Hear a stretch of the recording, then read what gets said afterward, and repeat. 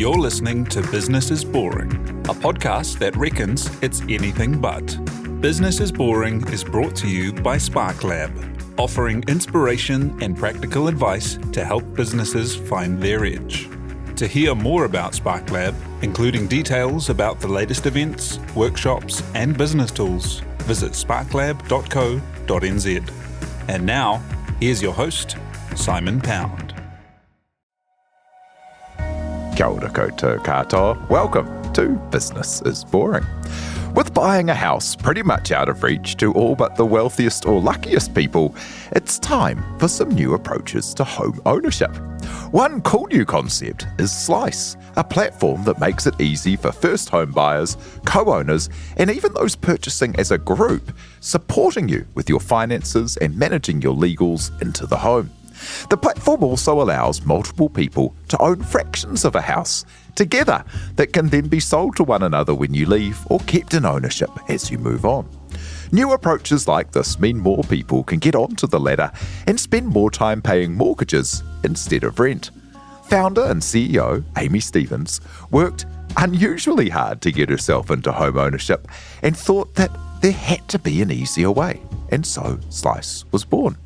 To talk the first home owner journey, how to get in sooner, and what's next, Amy Stevens joins us now. Tanakwe, thank you for being here. Kia ora, Simon. Thanks for having me. Hey, so what started out your interest in home ownership, as that was like a real big goal in your life, hey? Yeah, definitely. I think we're all somewhat conditioned living in New Zealand to get into property ownership. It seems to be the Kiwi dream. So it's probably somewhat societal. But also I've had sort of a bit of personal experience. So growing up, my parents separated and was raised by a single mum. So she worked unusually hard, not unusually hard. I think it's pretty standard for single mums to have to do that graft, but to get back on the property ladder after my parents separated. So I watched her in that journey, and that was super formative for me, and that kind of, I guess, begun my drive to get into home ownership from a young age, yeah. Yeah, and unusually hard when you were observing that. The market probably wasn't as widely and completely cooked as it is now, right? No, we're looking at a totally different market now altogether, but it's all relative. I mean, everyone has their different, amounts of money to work with, and it never feels easy at the time. But now it's not only not easy, it's just about out of reach for the majority. So not with our platform, though, of course. Yeah, and how did you get yourself on there, and what did you kind of discover along the way?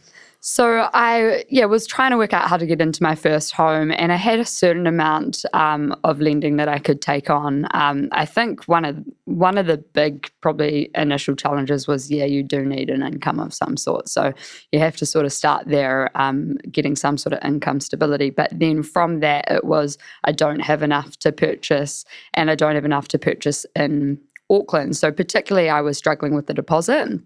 And I was looking around the likes of Birkenhead and just struggling to kind of get in there. And then I thought I could get support from my mum. So it's not like this is a revolutionary idea. A lot of people are doing it, and the majority of people are actually doing that. The Bank of Mum and Dad is the 5th biggest in Australasia, actually.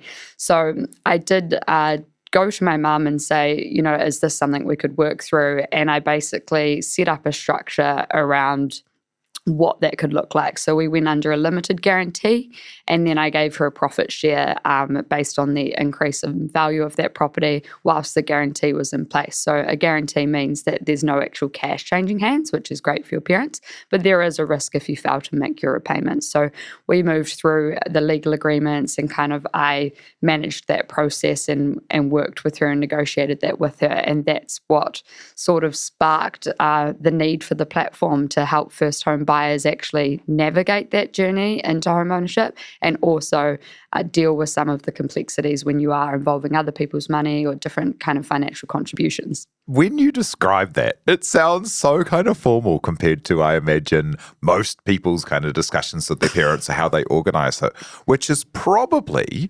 mum and dad wanting to help, which, everyone kind of wants to help their kids however they can. And now the situation seems to be that if your parents are wealthy enough and thoughtful enough, you're okay. And if not, you're cooked. But like, how was it that you were in a position to be able to structure things like that? Like, tell me about your first careers in like kind of law and banking. It's not everyone has that background to be able to set something up that kind of professionally. Hey, yeah, I guess that I don't realize that it sounds that way, but that's just like reflective of my experience. But that's what the platform does. We kind of take experience and expertise and enable other people to negotiate home ownership in the same way, which is, a best practice way.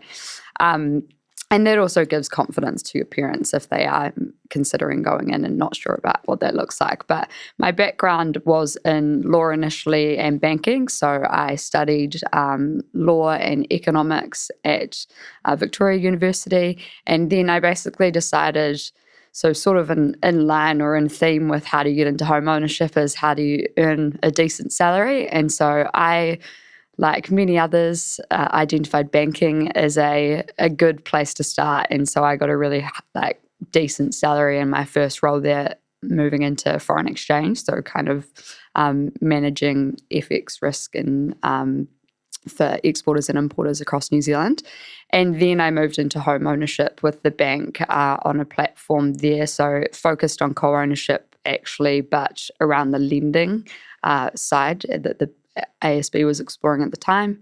Moved into core banking and product management and technology. So I led a team around that and I managed to grow my salary. I think this is interesting because I see a lot of people talking about salaries at the moment, and it can be that actually moving from an organisation can definitely increase that, because I ended up getting myself into 220K, so then I was able to buy my second property as well. And now I've rapidly dropped that down as a startup founder and I'm on less than half of that. So yeah, I definitely have had that experience in the banking and the legal space, and that's supported us in building out the platform and taking that knowledge and making it easy for others to understand how to do it. Yeah, and what a fantastic series of experiences to then run your own product and technology company, right? In the legal and banking space. It sort of all makes sense, really. Does it all look perfect in retrospect, or was that a plan you were plotting out? No, it wasn't a plan. I think I definitely think I just followed my values, though, and things that interest me, and that's probably why it all makes sense. But no, I don't think I planned that. I think I just wanted to get quality experience in industries that interest me, and then that kind of all led to this opportunity to help others, and I think that was the real motivation to jump out, was just the frustration with actually some of those existing systems and processes, and obviously having then moved into technology and product management, being able to actually improve those experiences and innovate those experiences kind of was the last piece of the puzzle. Tell us about co-ownership, because when people think about buying houses, even if they're doing it with a partner, they probably don't think of themselves as co-owners, but they are, right? Like, tell us what co-ownership means and why that can be a really interesting way to unlock different approaches to lending. Yeah, definitely. So, I mean, if you're buying entirely by yourself, like it's just Simon, then you are not a co-owner.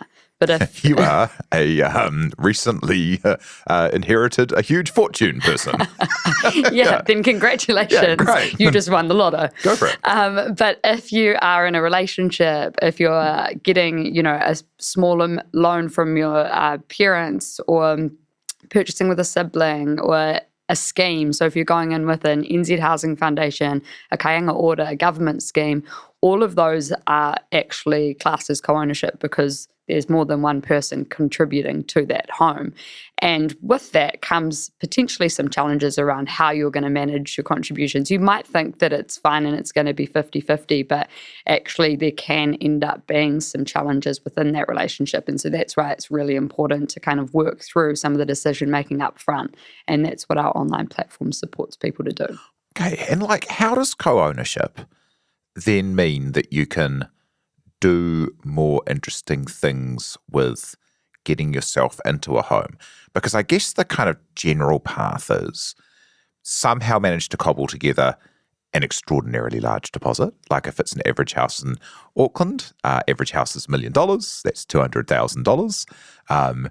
If you save 10% of your post-tax income for 10 years, you need to be earning $200K a year for 10 years to be able to save a deposit. It's bananas. So what do you do to bring co-ownership and some of those more interesting kind of like groups together to address that? Yeah, so our vision is to reduce barriers to home ownership. So that's by creating accessibility, and that's why we do specialise in co-ownership, because it does open doors for a lot of people.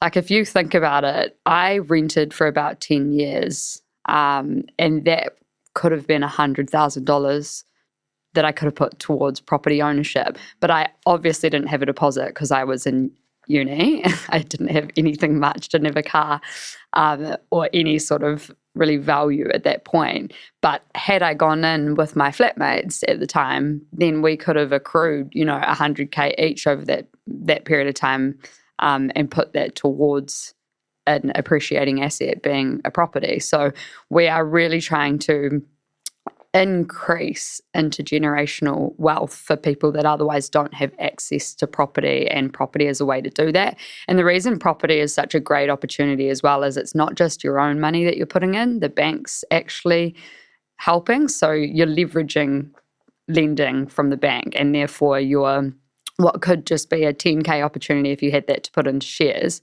becomes a 800K opportunity when you put in 80K as a deposit. So your purchasing power and your investment power is 8 times the amount that it would be if you were investing money that you had your own money into shares. So we're trying to basically educate people around sort of that paradigm and help them get into property sooner. So whether that's when you're flatting or just when you're, in your 20s, because at the moment it seems to be that the average rate is late 30s. So we're just trying to kind of bring that back by enabling people to buy together and invest together. And our co-ownership agreements, it's actually only $500 for a standard agreement, and then you do get some additional advice on top of that. But that is the construct which actually makes sure that you know how you're going to manage that relationship, manage that investment, and make the right decisions up front to protect your relationship over time. And so that co-ownership, like in the case of flatties, if you had 4 people in a flat and if all of them had reasonably wealthy parents and if houses didn't cost so much, maybe like 4 of you could go in on a 500K flat, and then you'd only need, in theory, 20K deposit each, and then you could be off to the races. And most of New Zealand's history, the house to income ratio has meant there were a lot of 500K houses, but we're still talking about kind of, big old deposits, hey? Yeah, definitely. And that's where it's super helpful if people can kind of share the load in terms of that deposit. But it's not actually only the deposit. So the purchase that I made with my mum was deposit related. I only purchased that house with 40K of my own money. So that's obviously, it's not nothing, but it's a lot more achievable than you might think. Right, with guarantees on existing property. Yeah. So using my mum's property as a guarantee, and then the market did quite well. So I was able to remove that guarantee after a year, and she earned 20K in profit off the back of that without putting up any cash. So happy days for all of us. But essentially, it's not just the deposit, though. There's also the repayment. So then I went to buy again with my partner. And basically, he could have gone on his own. He had a really solid deposit. But then there's the servicing or the repayments. So even if you do buy a house and you have a deposit, if you want the kind of house that a lot of people do want, you might want it to be closer to the city or want a place in Auckland, then there's still sort of challenges with servicing. And that becomes easier again when you have someone else purchasing with you. So I purchased with him, and we share, I guess, the costs related to the house, including the mortgage repayments. And that's another thing that people don't realise is not only like, even if you get the deposit, that's great, but now you've got, 800K in lending or even 600K in lending. Can you actually afford to service that? So we have a calculator on our website, slicetobuy.com, that kind of gives you an understanding around whether or not you can afford that, but that's also the second stage. So stage one is actually, do you have enough deposit? If not, there's your other co-ownership options, which could be going on with family or friends, but could be going in with a scheme. You can get up to 200k, and we support people to do that by going in with the government, for example. And so what is the shape of Slice today? How do you describe what you're doing today? Yeah, definitely. It's definitely taken all shapes and forms as we've kind of worked with our customers and understood their needs more and more. But basically, we are a first home buyers platform, and we support first home buyers and specialise in the co-ownership side of things for those first home buyers that are going in with a scheme or a family member with the end-to-end legal conveyancing process. So you need a lawyer to get into the home, and we manage directly all of those kind of elements when it comes to doing your due diligence, making an offer, settling on a property. And we have a bunch of partner lawyers that we work with as well. But obviously, as an extension of that, we have built out in our platform software to pre-populate co-ownership agreements. So that's the $500 fee that you're paying for that service. And we will support with kind of conversations around that alternative finance and applications if you're going into apply with a Kāinga order, for example. Awesome. And we'll be back in a moment with Amy Stevens, founder at Slice, to hear how they got the business going and how they're making this the new normal.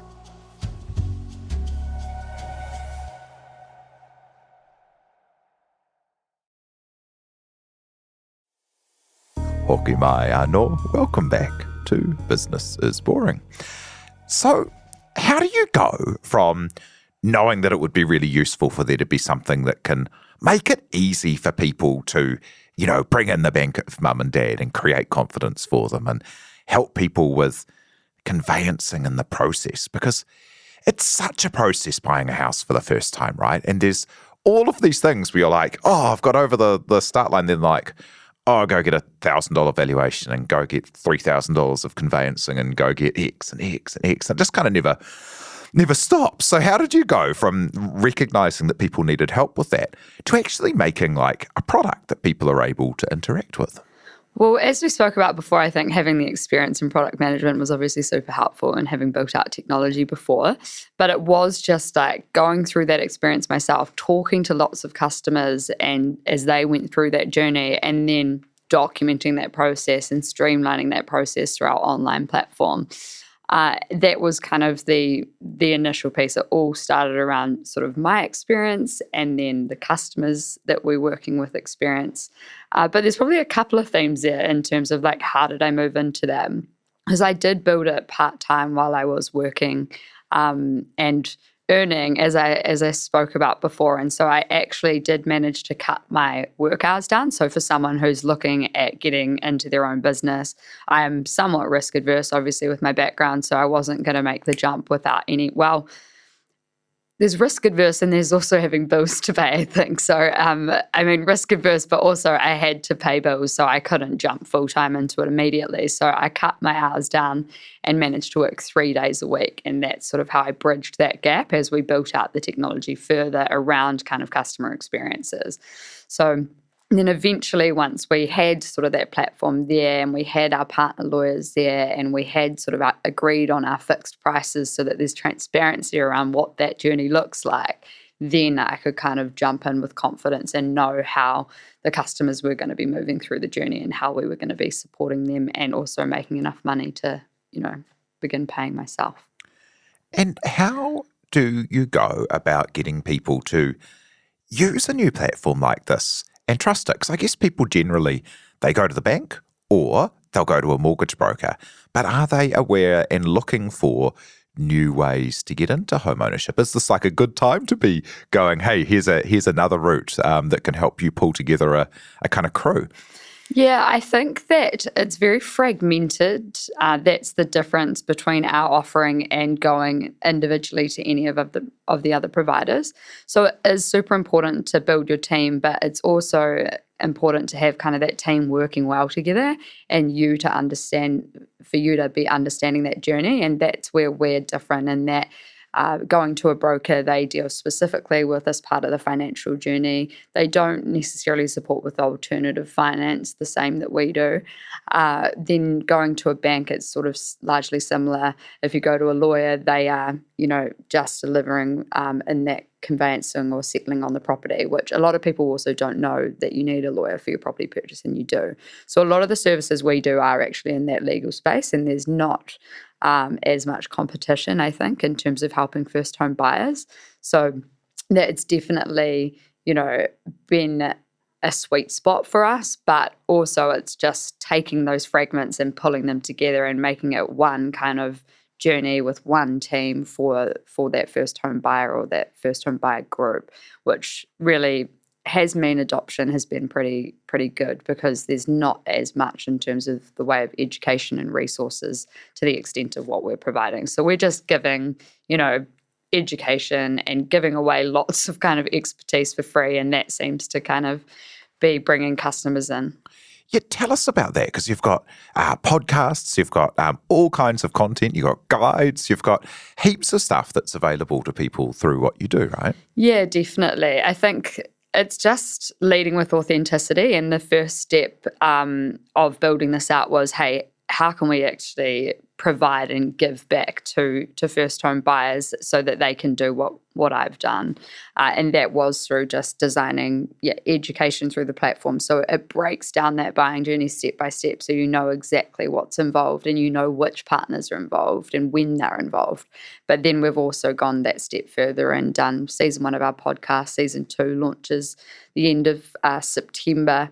And that's kind of focused on actually more conversational, people's experiences, different structures, what that looks like, but also just what the first home buyer journey includes, why you need to do due diligence and what's involved. Like, what does it mean when you get given a land information memorandum or a certificate of title? How can you work with that? Where can you get market and data insights relating to the area that you're looking at?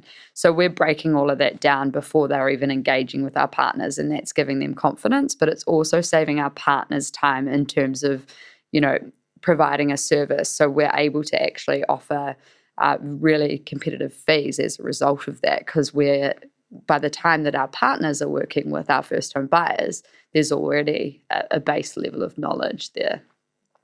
And where does it work in with the actual sources of the mortgages? So you get onto your platform, pull everyone together, get the agreements, understand the kind of way that you're going to get together a deposit and the serviceability requirements, using maybe all kinds of things like potentially guarantees or multiple people getting into it. It's actually really fun. There's so many ways you can find money. using the government, using Kaianga Order, using all kinds of things. I love using the government, I have to say, Simon. That's my favourite probably area. Anything you can get, and you can get up to 200K with a Kaianga Order at the moment.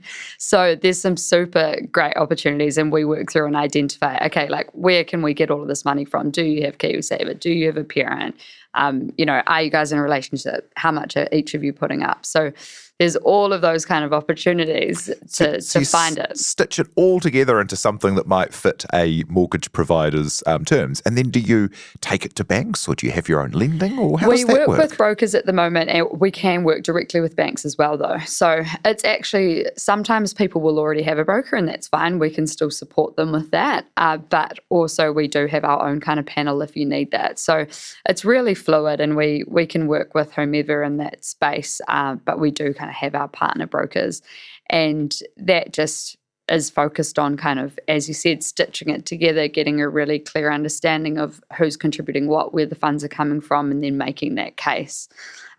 So there's a great opportunity there for people to, before engaging necessarily with the lender, is to get an understanding of all of the options available to them so that they can find out what that final amount might be.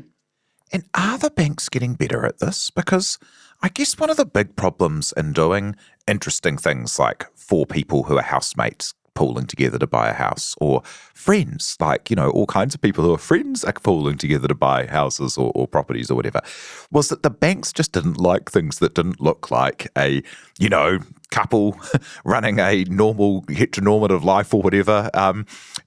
doing things like buying houses. But is it getting better?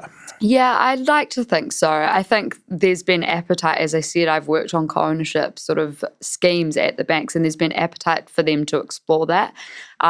It's just that in terms of what they're able to offer, it is sort of limited to the financials, and that means that if you are co-purchasing or purchasing with someone else, you're joint and severally liable on the loan. So even if you and your partner put up different amounts or one of your parents put in, you'd both be equally liable for the loan if the other didn't make repayments. And that's where you kind of need a legal structure coming in to protect you both and to protect your investment. So yes, they are in the financial space kind of working to do what they can, but there's this whole kind of legal element that they can't provide for, and that's where Slice comes in.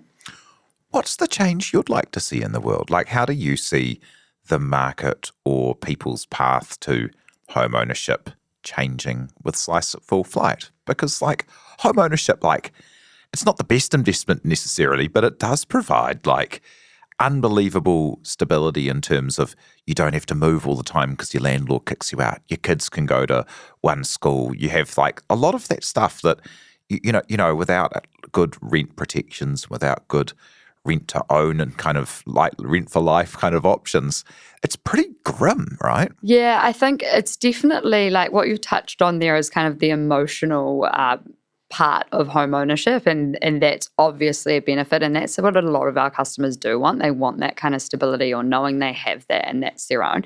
And I think that does move into the investment piece though. So yes, you can get great returns investing in shares. There's things like AI technology coming out, and before that it was the metaverse, and before that it was Bitcoin, and those things are constantly changing.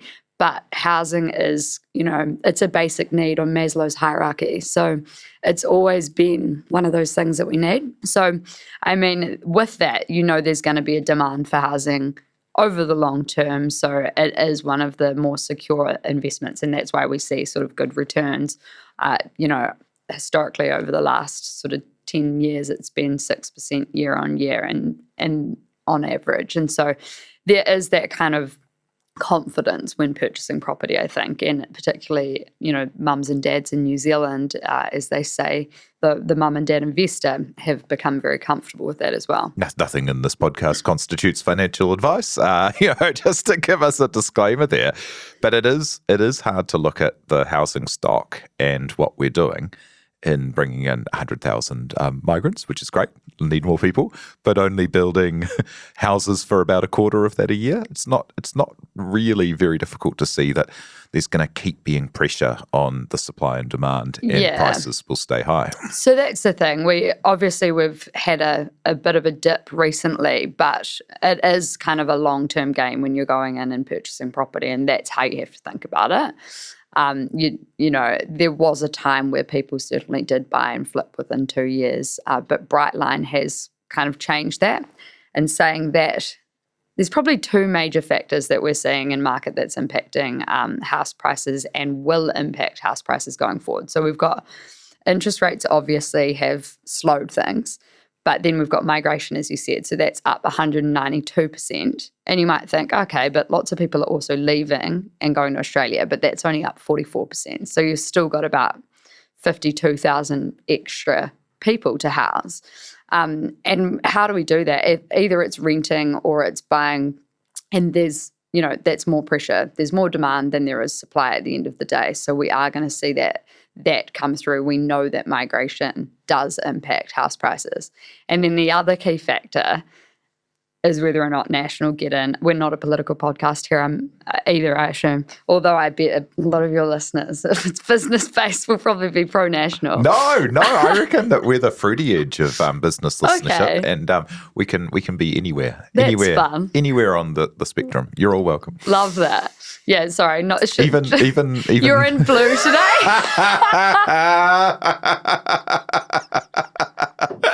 Yeah, everyone's welcome. But there's a little red NB on it. Yeah, no, I think the nicest thing about this is the centre's where it's really important, because you can't have too much polarization in everything. Oh, look, two colours. same deal. But basically, we will expect some massive changes if National come in. So they've already said that they will, change interest, your ability to manage interest deductibility on your investment properties.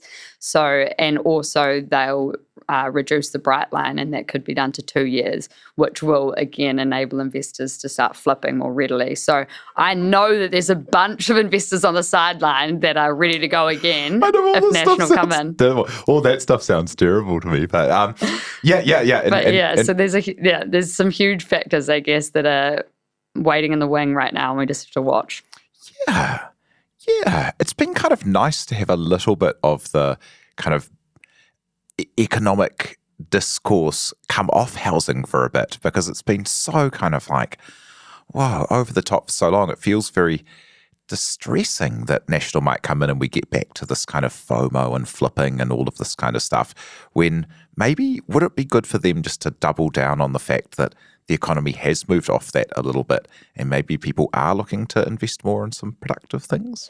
Yeah, I mean, it's definitely been nice, as you say, for first-home buyers in particular, because it's not only like the purchase price, but it's also just the stress of going through that journey and when things are moving quickly.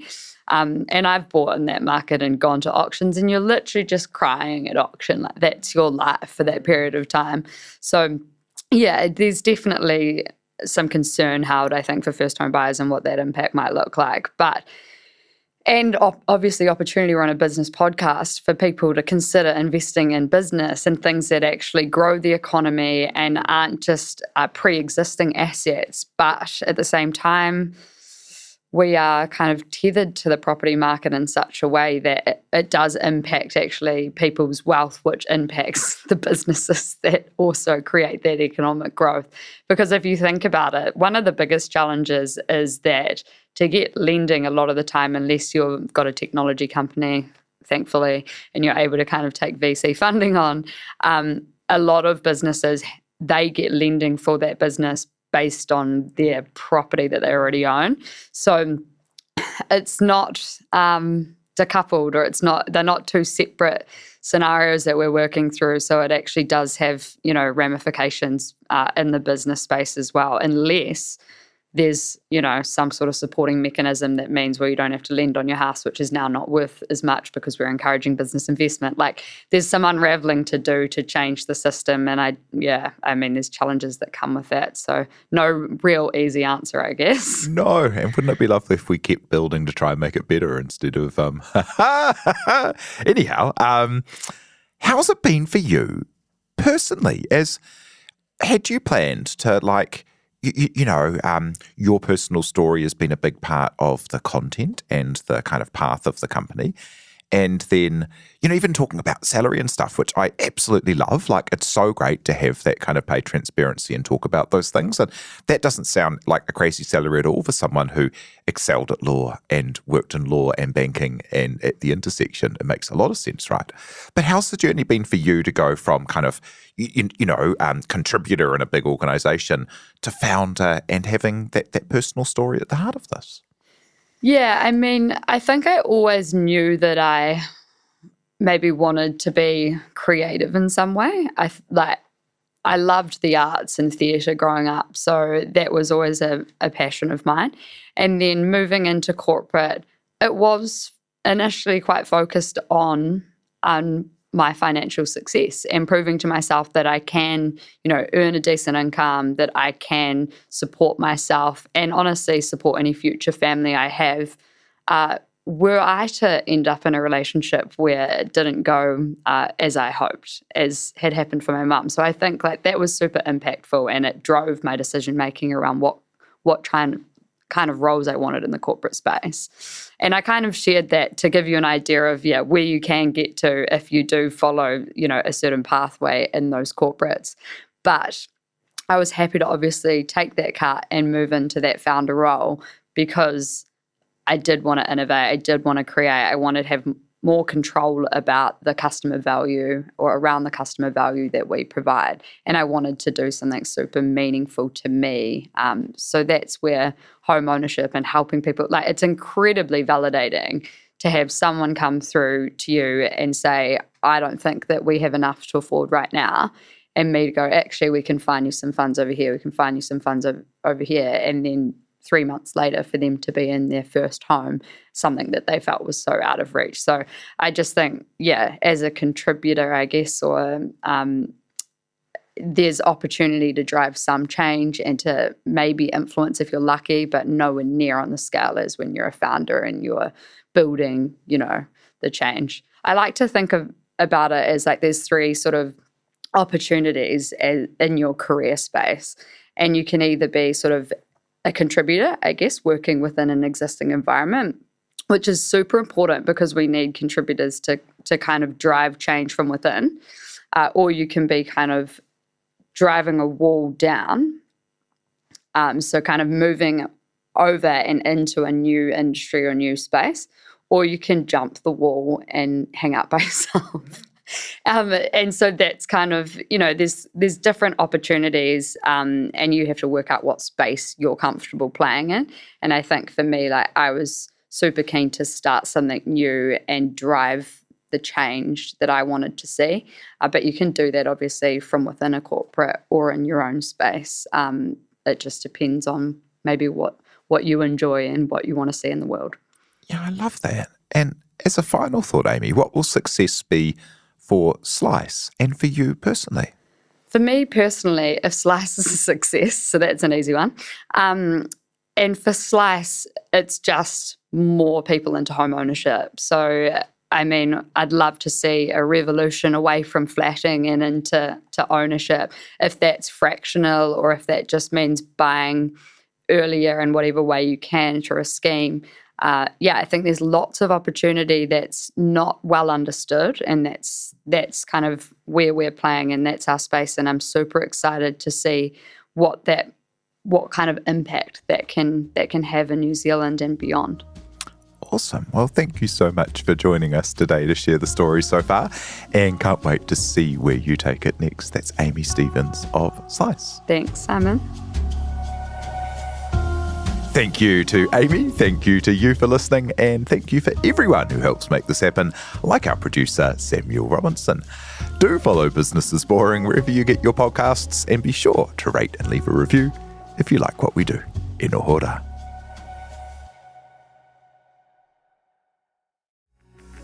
From the Spinoff Podcast Network, that was Business is Boring, brought to you by SparkLab. Make sure you're following Business is Boring wherever you get your podcasts.